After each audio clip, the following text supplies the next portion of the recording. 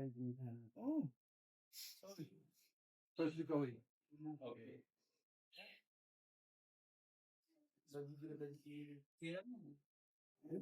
Okay.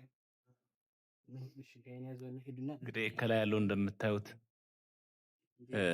የመፈራረስ ምናምን አደጋ ደርሶበታል። ልክ በጥይት እንደተመታ ነገር ነው። እና ከላይ ያለው ተመለከቱት። በጥገና ምክንያት በጣም እንትን ያለ ነው፣ የተበላሸ ነው። እንግዲህ ከስር ያለውን ተመልከቱት። በተለያዩ ጊዜያት ኢትዮጵያ ውስጥ ቅርሶችን እንጠግናለን ብለው የሚመጡ የተለያዩ ሀገር ዜጎች ቅርሶቹን በአግባቡ ከመጠገን ይልቅ ለቅርሶቹ ሌላ አደጋና እንዲሁም ደግሞ ችግር ላይ ሲጥሏቸው እናያለን። እነዚህም ይህ ውቅር አብያተ ክርስቲያን በተለያየ ወቅት ቤተ መቅደሱን ጥገና ለማድረግ ከውጭ ሀገር በመጡ ጠጋኞች የጥገና አገልግሎት ለማድረግ ፈልገው ግን ጥገናው እጅግ ውጤታማ ያልሆነና ቅርሱ ላይ የተለያዩ አደጋዎችን የጋረጠ ነው። ስለዚህ እኛ ኢትዮጵያውያን ብዙ ቅርሶች ያሉን ድንቅ ህዝቦች ስለሆንን ይህንን የቅርስ ጥገና ሳይንስ ወደ ትላልቅ የትምህርት ተቋማት በማምጣት ያሉንን የሺህ ዓመት ቅርሶች ራሳችን በራሳችን የምንጠግንበትና ቅርሶቻችንን ለትውልድ ወደ ትውልድ የምናስተላልፍበት ትልቅ የሆነ የትምህርት ተቋም ያስፈልጋል። እነዚህን የመሰሉ ቅርሶች ካጣናቸው ድጋሚ ላናገኛቸው ስለማንችል እንደ አባቶቻችን አዳዲስ ታሪኮችን ለመስራት ባንታደል ያሉንን ታሪኮች ግን ለማስቀጠል ቅርሶቻችንን ከተፈጥሯዊ አደጋ እኛው ራሳችን የውጭ እድልን ሳንጠብቅ ወይም ደግሞ ስፖንሰርም ሳናፈላልግ በራሳችን ክህሎት እና እውቀት ተጠቅመን ቅርሶቻችንን መታደግ እንዳለብን ነው የምናየው። በዚህ በቤተ አማኑኤል ቤተ መቅደስ በጥገና ሰበብ የደረሰውንም ጉዳት ስንመለከት እንግዲህ ተመልከቱ ምን ያክል ጥንታዊ እንደነበረና ታሪካዊነቱን ጠብቆ ሃይማኖቱን ጠብቆ እንደቆየ። ይሄ የምታዩት እንዳለ ሙሉ እንዲቀጥ ያለ እንደሆነ የእግዚአብሔር ጥበብ ስራ እንደምንመለከተው በዚህ ነው። ምንም ነገር ወደ ላይ ወደ ታች ምናምን የለም። ፍጹም ጸጥ ያለና ወጥ የሆነ ተመልከቱ። ይሄ እግዚአብሔር ድንቅ ስራውን እንረዳበታለን።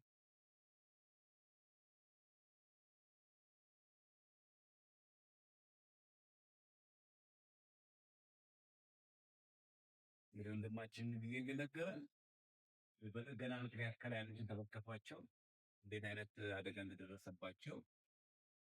ይሄ የመሰለ ቤተ አማኑኤል በንጉሥ ቅዱስ ላሊበላ የተገነባ ነው።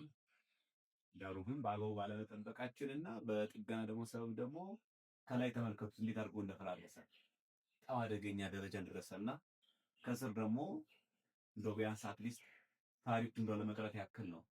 ልክ በጥይት የተመታ ያክል ተወራርሶና ተበሳስቶ እናየዋለን።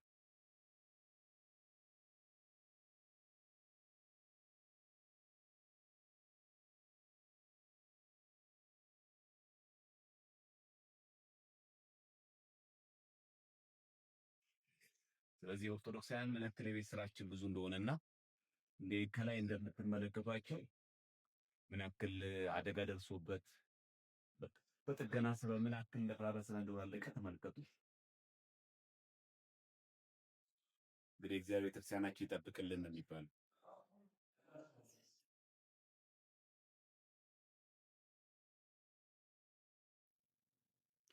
አሁን ከቅዱስ አማኑኤል ቤተ መቅደስ ወጥተን ወደ መጨረሻው የቅዱስ ላሊበላ ስራም ወደ ሆነው ወደ ቤተ አባ ሊባኖስ እንሄዳለን። ከዛ በፊት ሁላችሁም እንዳያችሁት ቅዱስ ላሊበላ ያነጻቸው ድንቅ የሆኑ ውቅር አብያተ ክርስቲያናት እጅግ በጣም ዘርፈ ብዙ ጠቀሜታ ለአካባቢው ማህበረሰብ እንዲሁም ደግሞ ለመንፈሳዊ ተሳላሚያንና ጎብኚዎች ጭምር ትልቅ የበረከትና የጸጋ ቦታ ሆኖ እያገለገለ ይገኛል። እግዚአብሔር ይመስገን። አሁን ደግሞ ወደ ቤተ አባ ሊባኖስ እያቀናን ነው የምንገኘው። በመጨረሻም ደግሞ ወደ ቤተ ጊዮርጊስ እንሄዳለን። ሁላችሁም እስከ መጨረሻው የቪዲዮ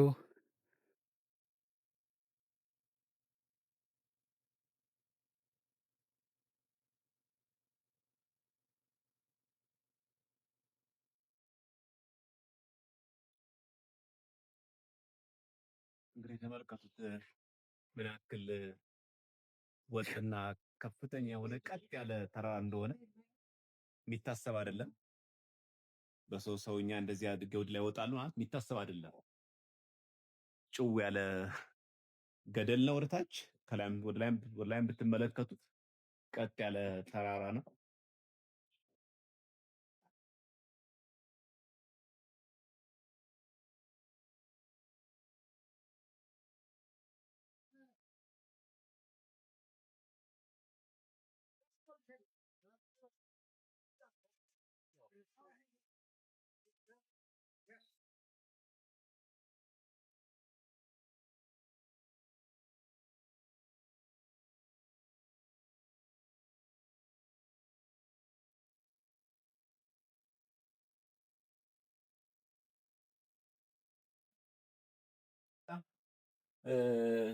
ቀጭን ነው መንገዱ፣ ቀጭን ነው መንገዱ። እንግዲህ ይሄ ነው የጽድቅ መንገድ ማለት ይሄ ነው ምሳሌነቱ። በመንገድም የመሰለልን ጌታችን ይሄ ነው። በጠበበው ደጅ ግቡ የሚለው ምሳሌም አንዱ ይሄ ነው። ያው መንገድ ይሄም ኖርማል የኛን መንገድ ለማሳየት ሳይሆን የጽድቅ መንገድ ምን ያክል ጠባብ እንደሆነ ያ ማለት ይሄ ዓለም ወደ ኃጢአት የሚያዘነብል እንጂ ወደ ጽድቅ እንድናዘነብል የሚገፋፋ አይደለም። ነገር ግን ያው መንፈሳዊ ሕይወት ተጋድሎን ስለሚጠይቅ መንገዱ ሁሉ ቀጭን ጠባብ መንገድ ሆኖ ተሰርቷል ማለት ነው።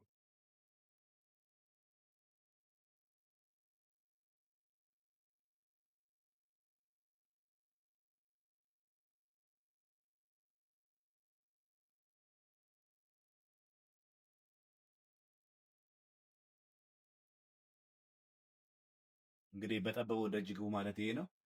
በዚህ በኩል ለምንሄደው እንግዲህ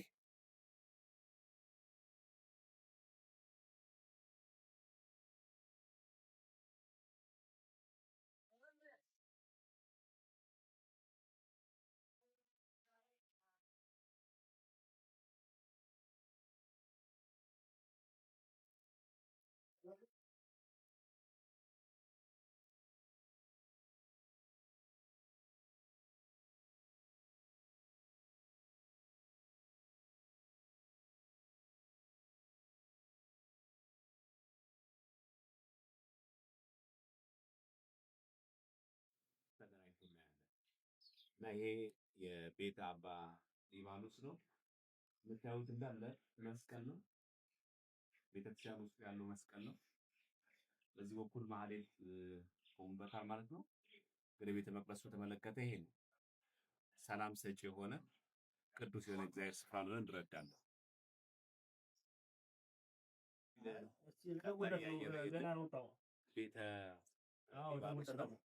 የቤተ አባ ሊባኖስ ቤተክርስቲያናችን ካሉ ቅዱሳን መካከል አንዱ ነው። እንደምታዩት ቤተክርስቲያን ያው ከላይ ሸልተሩን የባሰ ተጨማሪ አደጋ አሁንም መፈራረስ ምናምን አደጋዎች አሉ። ከቤተክርስቲያኑ ጋር የተገናኘ ነው። ቤተክርስቲያኑና ከላይ ያለው ተራራ የተገናኘ ነው። አሁን የምንገኘው በቤተ አባ ሊባኖስ ነው። አባ ሊባኖስ በሰባተኛው መቶ ክፍለ ዘመን ከሊባኖስ ወደ ኢትዮጵያ የመጡ ታላቅ አባት ናቸው። ከአለት ላይ ውሃን የማፍለቅ ጸጋም ተሰጥቷቸዋል። ቅዱስ ላሊበላም 10ን ውቅር አብያተ ክርስቲያናት ሲያንጽ ይህንን ቤተ መቅደስ በቅዱስ አባታችን በአባ ሊባኖስ ሰይሞታል ማለት ነው። እንደምታዩት አለቱ ከቤተ መቅደሱ ጣራ ጋር እኩል የተያያዘ ነው። ይህንንም በማየት አንዳንድ አባቶች ኢትዮጵያውያንን ካህናትን ይመስላል ይህ ቤተ መቅደስ። ምክንያቱም የኢትዮጵያ ካህናት በንግስ ጊዜ ታቦታተ ሕጉን ከቤተ መቅደሱ ይዘው በራሳቸው ተሸክመው ይወጣሉ።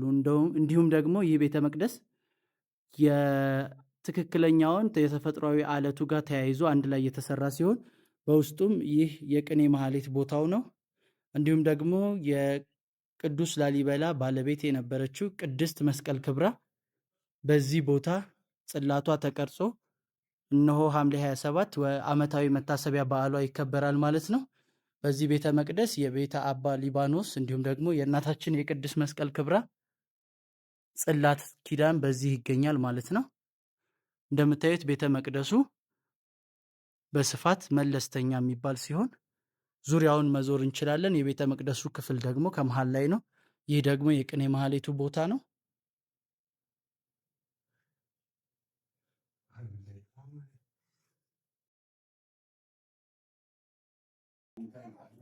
ከዛ በኋላ ደግሞ በአራቱ ካህናተ ሰማያት የተሰየሙ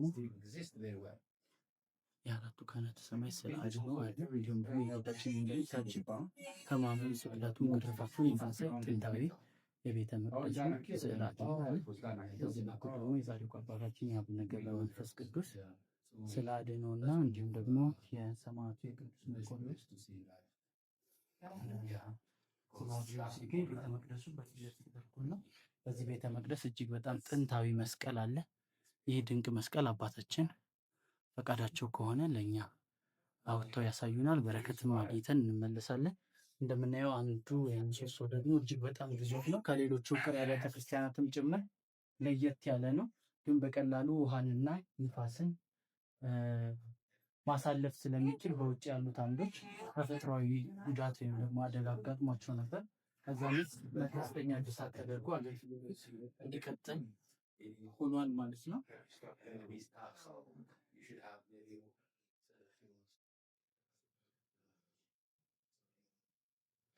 የሰማዕቱ መርቆሬዎስ ስዕል ነው ይሄ።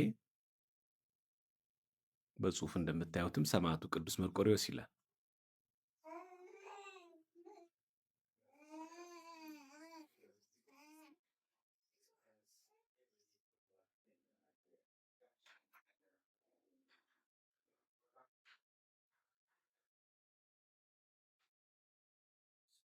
የጻድቁ አባታችን የአቡነ ገብረ መንፈስ ቅዱስ ስዕል ነው ይሄ። ከላይ ቅድስት ሥላሴ አለ። ስሉስ ቅዱስ የሚል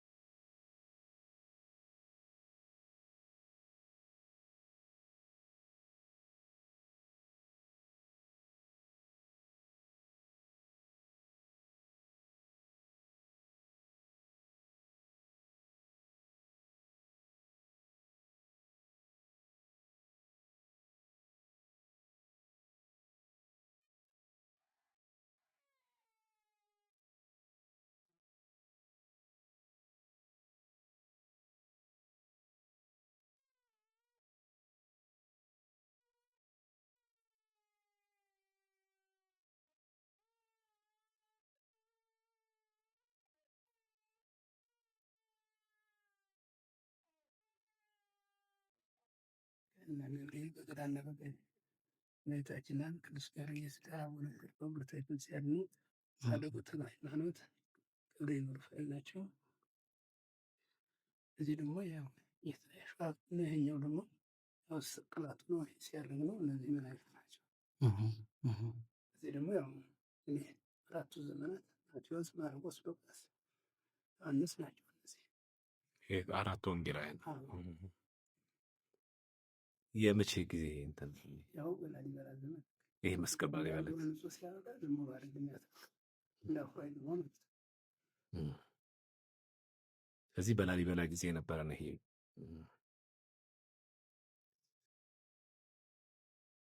የዘመናችን ሳይሆን በጣም እጅግ ረጅም ዓመት ያስቆጠረ ማለት ነው።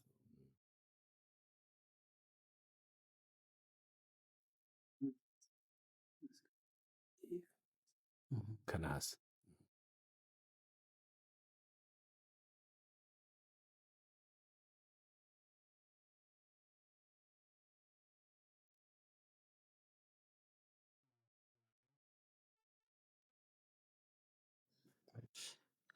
አሁን ደግሞ ከቤተ መርቆሬዎስ ወደ ቤተ አማኑኤል ውቅር ህንፃ ቤተክርስቲያን እየተጓዝን ነው የምንገኘው። እንደምትመለከቱት እጅግ በጣም አስደናቂ የኪነ ህንፃ ጥበብ ውጤት የታየበት የቅዱስ አማኑኤል ቤተክርስቲያን ነው። እዚሁ ላሊበላ ውስጥ ነው አሁንም ያለነው። ከጧት ጀምረን ባደረግናቸው ጉዞዎች እያንዳንዱ ውቅር አብያተ ክርስቲያናት የራሳቸው የሆነ የሚያስደንቅ የኪነ ህንፃ ጥበብ ውጤት አላቸው። በዚህ ቤተ መቅደስ ውስጥም እንደምትመለከቱት የተለያዩ መስኮቶች፣ በሮች እንዲሁም ደግሞ የኪነ ህንፃ ጥበብ ውጤቶች ይታዩበታል።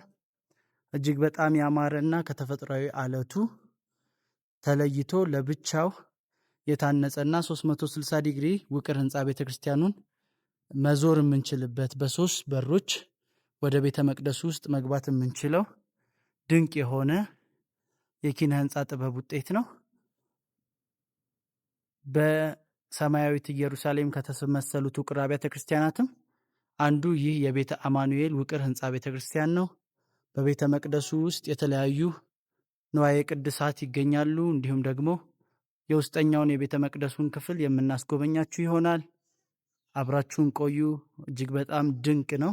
ይህ ህንፃ ቤተክርስቲያን ከ900 ዓመት በላይ ሞልቶታል ብንል ማን ያምናል? ቴክኖሎጂ ባልረቀቀበት፣ የአውሮፓ ሀገራት ዲስከቨር ባልተደረጉበት ሰዓት አናጺ መቅደስ ኢትዮጵያዊ ንጉሥ ቅዱስ ላሊበላ እንዲህ አይነቱን አስደናቂ ውቅር ህንፃ ቤተክርስቲያን ሰርቶ እግዚአብሔር ሲመሰገንበት፣ ምዕመናን በረከት ሲያገኙበት የቆዩበት ለወደፊትም ለትውልድ ትውልድ የሚተላለፍ ድንቅ የኪነ ህንፃ ጥበብ ውጤት ነው። ታኅሳስ 29 በደማቅ ሁኔታ የጌታችን የመድኃኒታችን የኢየሱስ ክርስቶስን ልደት ስናከብር እንዲሁም ደግሞ የጻድቁ አባታችን የቅዱስ ላሊበላ የልደት በዓል በዛው ዕለት ስለሆነ በዋዜማ ወይም ደግሞ ታኅሳስ 28 በዚህ ቦታ እጅግ በጣም በርካታ ሊቃውንት ተገኝተው ማህሌት ይቆማሉ፣ ወረብ ይወርባሉ፣ እግዚአብሔር አምላካቸውን ያመሰግናሉ። ከዛም ደግሞ ትላንት ባሳየናችሁ በማሜ ጋሪያ በቤተ ማርያም ተገኝተው በ28 አዳር ሙሉውን በዛ ትልቅ የቅኔ ማህሌት መርሃ ግብር ይከናወናል ማለት ነው። በዋዜማው ግን በዚህ በቤተ አማኑኤልም ድንቅ የሆነ የቅኔ ማህሌት አገልግሎት አለ። እንደምታዩት ቤተ መቅደሱ ዙሪያውን ከቋጥኝ አለቱ ተለይቶ የታነጸ ነው። እጅግ በጣም ብዙ ከፍታ አለው። ከምድር ወደ ሰማይ ስናየው በዛ ጊዜ በመንፈስ ቅዱስ እርዳታ ዳግማዊ ኢየሩሳሌምን በኢትዮጵያ የገነባው የኢትዮጵያዊው ጻድቅና ንጉሥ የቅዱስ ላሊበላ የእጅ ስራ ውጤት የሆኑ ውቅር ህንፃ ቤተክርስቲያናት ናቸው። እነዚህ የምትመለከቷቸው ትላልቅ አምዶችና ወይም ምሰሶዎች የቤተ መቅደሱን ተፈጥሯዊ አደጋ እንዳያጋጥመው ከዝናብ ከፀሐይ ለመከላከል ታስበው በሚኒሌም ጊዜ ወይም ደግሞ ማለትም በ2000 ዓመተ ምህረት በኢትዮጵያውያን አቆጣጠር የተሰሩ ሲሆኑ አሁን ላይ ጊዜያቸው ስላለፈ የኢትዮጵያ የቱሪዝም ሚኒስቴር እንዲሁም ደግሞ የገዳሙ አስተዳደር በጋራ በመሆን ይህንን መጠለያ አንስቶ በሌላ መጠለያ በመቀየር ቅርሶቹ ለረጅም ዓመት እንዲያገለግሉና ከተፈጥሯዊ አደጋ ማለትም ከፀሐይ ከዝናብ ራሳቸውን እንዲጠብቁ አንዳንድ ስራዎችን ጀምረዋል ማለት ነው። ሁላችሁም ይህንን ድንቅ የሆነ የኢትዮጵያዊ ኩራት የሆነ የበረከት ስፍራ ዳግማዊ ኢየሩሳሌም ቅዱስ ላሊበላን እንድታዩ ከልብ መንፈሳዊ ጥሪያችንን እናቀርብላችኋለን። አሁን ወደ ቤተ አማኑኤል የውስጠኛው የቤተ መቅደስ ክፍል ገብተናል። ቤተ መቅደሱ መቅደስ ቅድስት ቅኔ ማህሌት አለው። ቅኔ ማህሌቱ በውጭ በኩል ይገኛል። እንደምታዩት እጅግ በጣም ያማረ ትላልቅ አምዶች ያሉት እንዲሁም ደግሞ G+1 የተባለው የኪነ ህንፃ ጥበብ ውጤት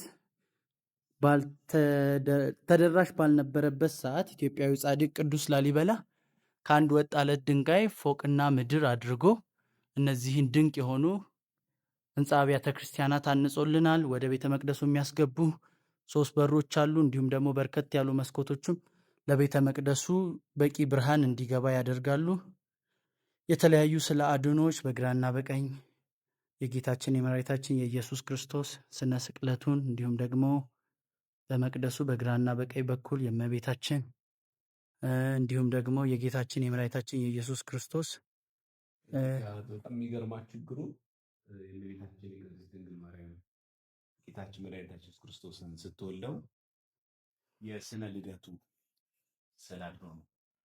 ከላይ ቅድስት ሥላሴ አለ። ከላይ ስትመለከቱ ዘከመ አንገሥዋ ለማርያም አብ ወልድ መንፈስ ቅዱስ ይላል። አብ ወልድ መንፈስ ቅዱስ እመቤታችን ቅድስት ድንግል ማርያምን እንዳነግሷል።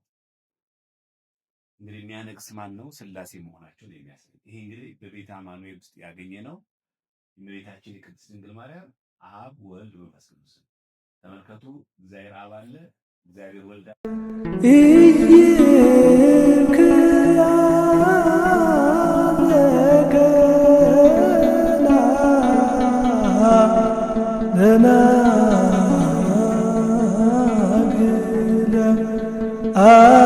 አሩተ መስቀል